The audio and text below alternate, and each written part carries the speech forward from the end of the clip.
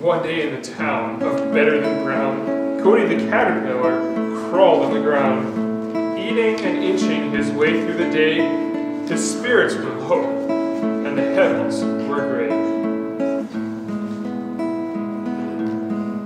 I wonder, He said as he inched up a tree, if there's more of this life than just branches and leaves.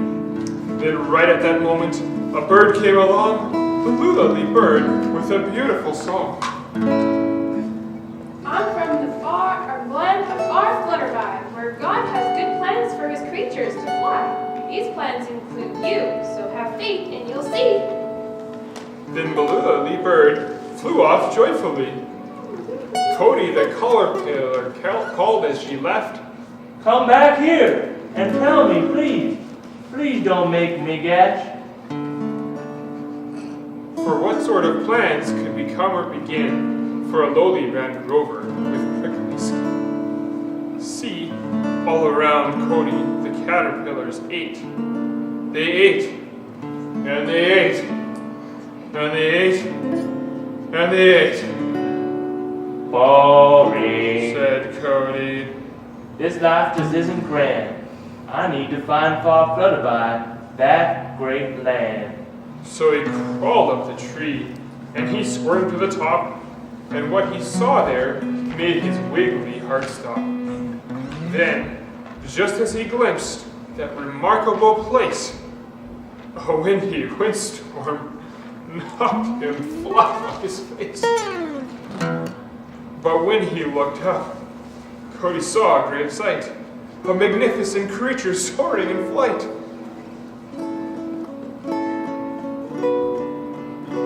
What the who? Cody asked. What kind are you? Where did you come from so pretty and new? Honey, She exclaimed. it's Fanny McFly. I come from the land of far Flutterby, where God becomes blue and yellow and gold, where life is a daydream that never grows old. Further, Said Fanny. you really should go. It's God's plan for you, and I think you should know. There's more to this life than crying and eating, more to this life than sitting and sleeping. You need to be patient, to hold on. You'll find a way there. And with that she was gone. Eager to travel to far by, Cody needed some wings. He needed to fly.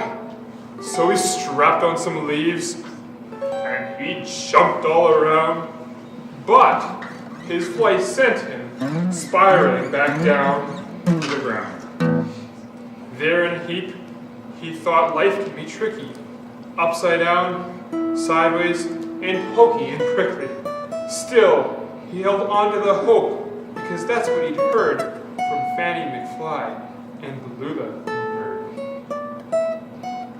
Okay, Cody said, if there really are plans for me to find more than I have in this land, when will it happen and how will I know?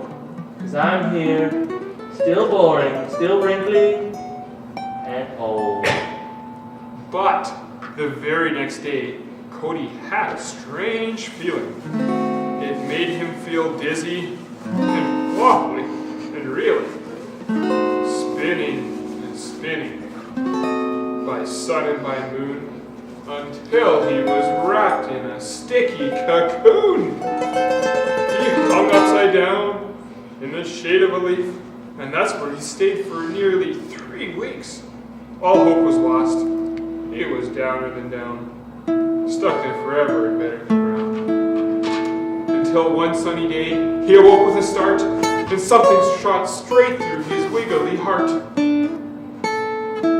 I can't give up hope. I have to believe. Cody shuddered and shook from his head to his knees. Then he wiggled and squiggled and jiggled about, juggling and bubbling for any way out. He was so very stuck, he was sweaty and sore, for nothing had ever been this hard before. But that's when poor Cody remembered the words of Franny McFly and the Lula bird. God's plans are good, so have faith and you'll see. Then he struggled and struggled and finally broke free. He stretched and he flexed, and he shook out the crinkles. He felt so much lighter without all the wrinkles. He looked round behind him, and there of all things were beautiful, beautiful, wonderful wings. Cody fluttered his wings, and he flew off the ground, and his flight took him high above better than ground. His struggle had placed him in far butterfly, and Cody was now a bright new butterfly.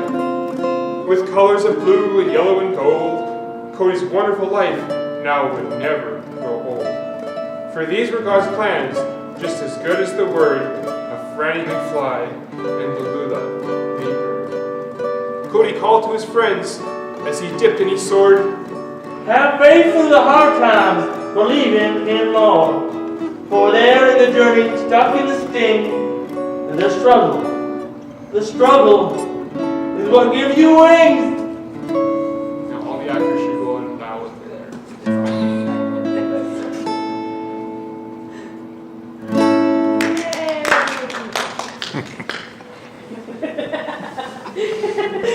My name is Forrest Gump.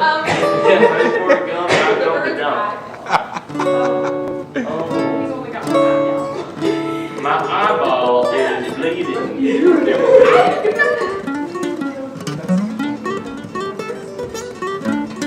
Need surgery. Scared to die. Doctor! Dr. Where's Vanessa? Where's Vanessa? We say it's not called a nursing.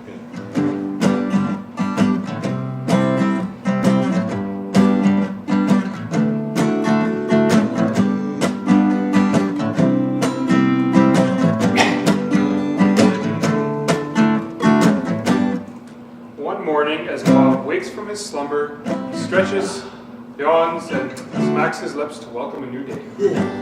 Then he notices the mailman, Ringo the raccoon, has delivered the mail earlier than usual. That's unusual. The mailman early. Now, hear this. You have been selected as a winner and representative of your species to join in on a life-saving adventure. One male and one female of every kind. You have won a boat cruise. There is no fee involved, no catches, just bring yourselves, maybe a bag of clothing, to the specified location on the map enclosed. It may take you a few days or months to reach the location of the boat, but rest assured, you and your companion look forward to lifelong happiness and joy as you embark on a once-in-a-lifetime adventure. Congratulations! You would be wise to accept this offer. Your life may just depend on it. I just won a boat cruise! Wow! I never won anything before in my life! I have to find someone to join me. But who? I was walking by and I couldn't help but overhear your excitement. What's up? Well, I've just won a boat cruise. You're not gonna believe this.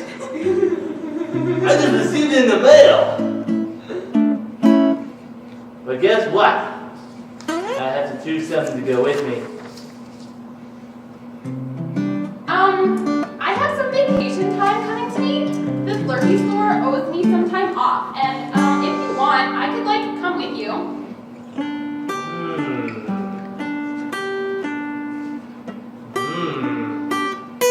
Well, I suppose so. If you think, I can't believe it! I'm going on a cruise! I'm going on a cruise! I have to pack my clothes, my eyeliner, my hairdryer. Oh, I have to reschedule my doctor's appointment next week. Oh, there's so much to do! but I didn't tell her where we were going yet. They would have to travel 400 miles. Bob packs his toothbrush, his frisbee, his comb, and his teddy bear. Oh, and his stapler. Don't ask. But Tessa enters Bob's house with a huge surprise. 5 huge bags of luggage. Bob is shocked and replies, We're not taking all those bags. Tessa puts down the luggage and drops them in front of him. No kidding, Sherlock. You're gonna help me. I am not. Yes, you are. No, I'm not. Yes, you are. Bob looks at the luggage and asks, Okay then. What do you have? Let me look at your bag. just then they hear a commotion and rush outside to check what's going on. What in the world is going What's on? going on? We are going on a cruise. We're going on a cruise. Hee-haw, the Mario. We're going on a cruise. That's right. We have been selected. Each one with our partner. Really? Us too? Well, come on then. We don't want to miss this boat. They all start walking together towards the boat, chattering to each other. Can you guys chatter, please? Trying to pass the time. Tick-tock goes the clock as the donkey goes Eeyore. Of course, someone had to ask. Are we like there yet? They keep walking and spot a very familiar place. I'm thirsty. Let's go stop at Timmy. Timmy's? Yeah, you know, Timmy the turtle. Time passes by. Then, in the distance, they see a ginormous wooden snake.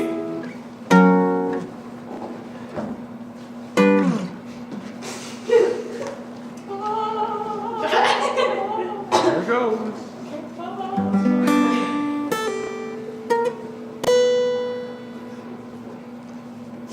Hey, I think that's it. So, where are we? And who is that? That would be Noah. He built a ginormous boat when God told him to. He was 500 years old when he had 3 sons, Shem, Ham, and Japheth. I must say, he looks pretty good for being that old. I wonder if he, twist it. The rest of the world was very wicked, and God will destroy all of the people, except Noah and his family, with a great flood. Because where there is sin, there is spiritual death. But just like that, God is going to send a flood to destroy the whole earth? God actually warned all the people and gave them 120 years to change their ways. That's a lot more than just counting to 10, I'd say. But the people just became more evil. Except for Noah. Noah believed God and did what God said. So God has a plan. He will punish the earth, but save Noah and his family. God told Noah exactly how to build the ark, which was big enough to hold them, enough food to survive, and then all the animals, 2 of every kind. Look at how the people make fun of him. That thing is such an eyesore, and it's blocking our view. Noah and his sons have been building that thing for over 100 years now. That man is so crazy for listening to God. Seriously, what's a flood anyway? I've never heard of or seen a flood. I think it's like a pimple. A flood is like a pimple. Well, that's not bad. Come on, let's go bully someone or steal something. Well, that's just not nice at all. Oh, you stop your crying. You're getting me all wet. I'm not crying. The guy is. Well, that 120 years warning time was up. God told Noah to go into the ark with his family and all the animals. God closes the door. Slam. I'm sure glad God closed the door. I forgot my umbrella. The flood lasted 40 days and 40 nights. The waters rose above the earth, which then destroyed all living things still there. And the people who did not believe God were destroyed. Oh man. I'm gonna get a little seasick here. Seems like it's taking a really long time. After 10 months, as the water slowly went down, the ark rested on top of the mountains of Ararat. What Of course, God never forgot about Noah. After another couple of months, God told them they could now all leave the ark safely because the waters had gone down.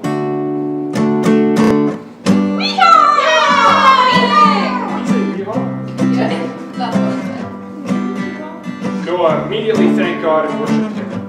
And God made a promise. I establish my covenant with you. There shall never again be a flood to destroy the whole earth.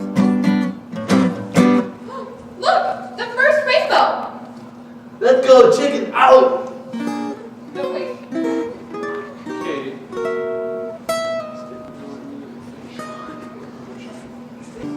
That was a sign that God gave Noah and us as a reminder of his promise, the covenant of a rainbow. Promise that God would never flood the whole earth again. That just shows us how much God loves us and cares for us, and shows us how much we can trust him. The puppets are for fun, but the story of Noah is true. Noah found hope and salvation by listening to God and doing what God said. Jesus is like our art.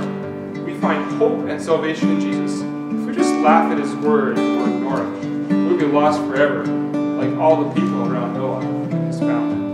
But God has provided only one way to be saved,